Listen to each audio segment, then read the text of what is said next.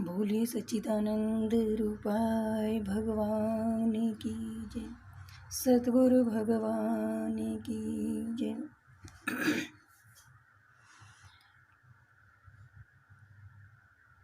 आज इस YouTube channel में मैं पहले दिन आप सब भक्त लोगों का स्वागत करती हूँ। देखो, आज ये YouTube चैनल इसलिए चलाया कि हमें और आपको दोनों को मिले हुए बहुत दिन हो गए थे। हम एक दूसरे से संपर्क में नहीं रह पा रहे थे, संवाद नहीं कर पा रहे थे, ईश्वर की चर्चा नहीं हो रही थी। तो बहुत बार फ़ोन आया करते थे, दीदी कुछ ऐसा करो जिससे हम आपके साथ जुड़े रहें, आपकी आवाज़ सुन सके, आपसे बात कर सके, आपका सत्संग सुन सके। इसीलिए इस चैनल का सहारा लेना पड़ा। तो आज मैं पहली बार आप सब भक्त लोगों का इस चैनल पे आपका बहुत बहुत स्वागत करती हूँ। ये प्रेम ही तो है जो हम एक दूसरे के साथ जुड़े हुए हैं। ये ईश्वर की कृपा ही तो है कि हम आपके साथ जुड़े हैं। आप हमें सुनना चाहते हैं और हम आपको सुनाना भी चाहते हैं। और आपसे बातें, आपके सत्संग के द्वारा ही हमें भी शांति मिलती है, हमें भी ऊर्जा मिलती है। सत्संग तो है ही ऐसी चीज़ जिससे ऊर्जा मिलती है, अर्थात हमारे को अंदर से आत्मिक ताकत मिलती है।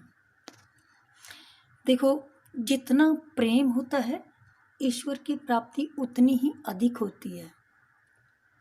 जितना हम ईश्वर के साथ जुड़ते हैं उतनी हमें ईश्वर की प्राप्ति होती है। और जुड़ा कैसे जाता है? प्रेम के साथ। हृदय में प्रेम होनी चाहिए। घृणा और नफरत को ख़त्म करने से ही हम ईश्वर को प्राप्त कर सकते हैं। मंदिर जाना अच्छी बात है, पूजा करनी अच्छी बात है, गायत्री जाप करना अच्छी बात है, और भी जाप करने अच्छी बात है, लेकिन उसके साथ साथ हृदय में प्रेम रखना, दया रखना, श्रद्धा रखना, विश्वास रखना, ये भी बहुत ज़रूरी होता है। एक कथा के माध्यम से आपको सुनाना चाहती हूँ। बहुत समय पहले की बात है कि मथुरा में एक राजा बाबू नाम का व्यक्ति रहा करता था, जो बड़ा ही धार्मिक था, बड़ा धर्मपरायण था। कितने ही मंदिर बनवाए, पाठशालाएं बनवाई, धर्मशालाएं बनवाई, आश्रम बनवाए, लेकिन उसका एक लक्ष्मीचंद नाम के आदमी से जाति झगड़ा रहा करता था। मन में वैर की भावना रहा करती थी। लेकिन उसका नियम था कि उसकी पाठशाला में, उसकी धर्मशाला में नित्य प्रति सत्संग हुआ करता था, साधुओं का संवाद हुआ करता था, साधुओं का कोई ना कोई प्रयाण चलता रहा करता था। और उसका भी नियम था कि वो प्रत्येक दिन जा कर के सत्संग को सुना करता था। और सत्संग सुनते वो इतनी उसकी वृत्ति बदल गई कि उसको संसार से वैराग्य हो गया। संसार से वैराग्य हो गया और उसने गुरुजी के पास जाकर पूछा, कहूँ तो मैं भी पाठशाला में, धर्मशाला में जाकर रहने लग जाऊँ। गुरुजी ने कहा, बहुत अच्छी बात है, आपकी इच्छा। अब वो जाकर के धर्मशाला में रहने लगा। नित्य प्रति भगवान की पूजा अर्चना, धर्म, दान, जप बहुत किया।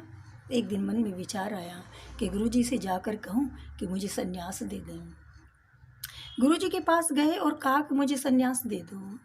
गुरुजी ने कहा, नहीं, अभी समय नहीं आया। वापस आ गया और अपने आप में ही चिंतित होने लगा, आत्मचिंतन करने लगा, मंथन करने लगा, क्या कारण गुरुजी ने मुझे संन्यास नहीं दिया। चिंतन करते करते पता लगा कि मैं अभी धर्मशाला में रहा हूँ, भोजन घर से मंगवा कर खाता हूँ। इसीलिए गुरु महाराज जी नहीं चाहते कि मैं संसारिक दुनिया के साथ जुड़ूँ। और मन में निश्चय किया, आज के बाद घर से भोजन नहीं मंगवाऊंगा, यहीं पर बनवा कर खाऊंगा। एक आदमी रख लिया और उससे भोजन बनवा कर खाने लगा। बहुत समय ऐसे भी बीत गया और इस तरह का समय बीत करके एक दिन मन में फिर वैराग्य की भावना आई। फिर गुरु महाराज जी के पास गया और फिर वहाँ जा कर के कहा, कहो तो अब संन्यास ले लूँ। गुरुजी ने कहा, नहीं, अभी समय नहीं आया। अब चिंतन करने लगा, किसी से पूछने या देखने की जरूरत नहीं, आत्मचिंतन करो। आत्मचिंतन किया तो लगा कि मैं किसी नौकर से भोजन बनवा कर खाता हूँ, अर्थात अभी भी मुझे ये अहंकार है कि मेरे पास पैसा है, मैं पैसे के दम पर भोजन बनवा के खा सकता हूँ। ये अहंकार बाकी है, ये अभी भी मैल बाकी है। और फिर मन में विचार किया, आज के बाद किसी से भोजन नहीं बनवाऊंगा, स्वयं अपनी झोली लेकर भिक्षा मांग कर लाऊंगा और उसको खाऊंगा। और अगले दिन यही किया, भिक्षा मांग कर लाए और भिक्षा मांग कर खाने लगे। बहुत दिन ऐसे बीते।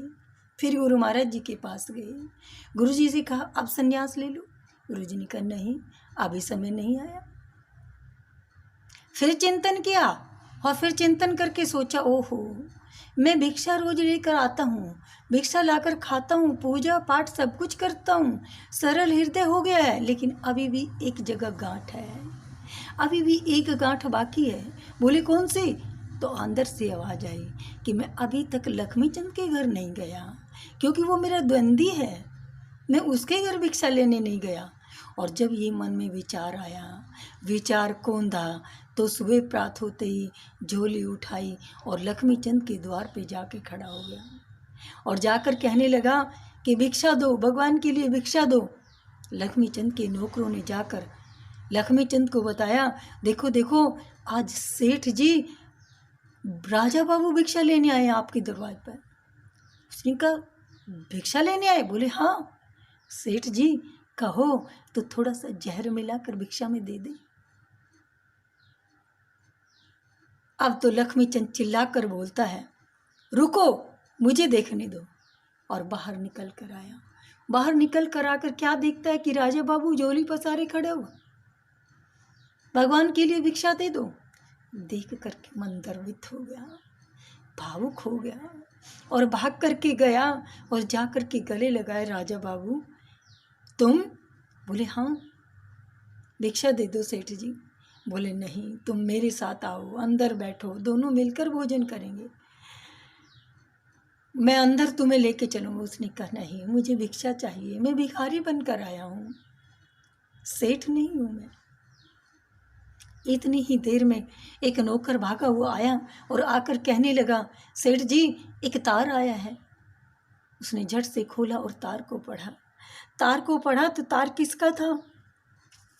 तार को पढ़ा तो देखा तार किसका था? देखा कि राजा बाबू के एक बेटे का, जो कलकत्ते में रहता था, उसका तार था।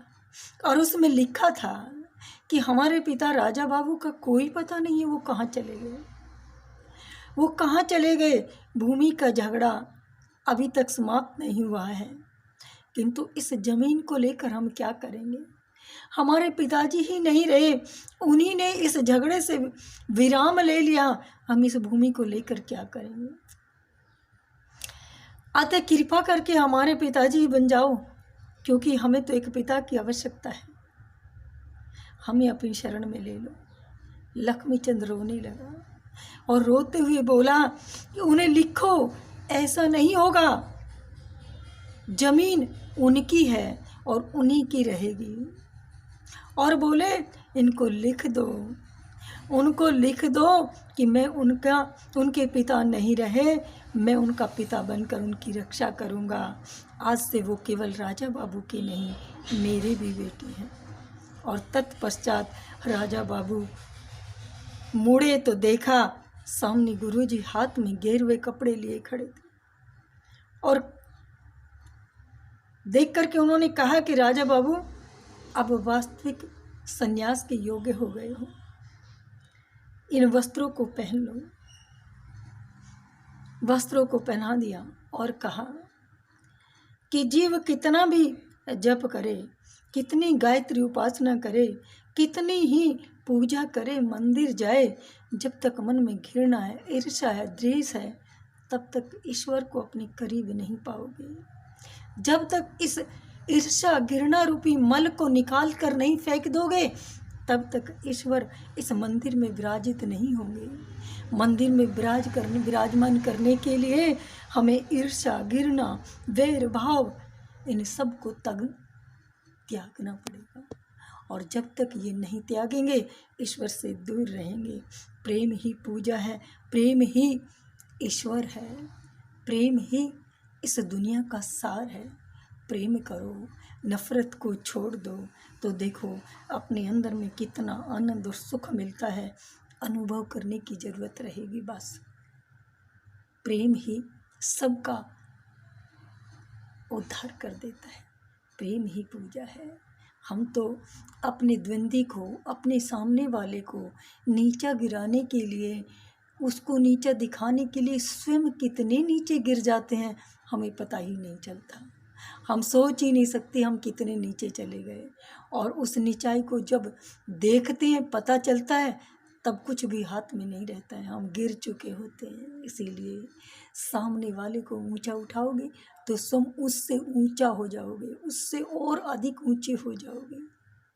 प्रेम करो, प्रेम से ही परमात्मा मिलते हैं। जय श्री राधे।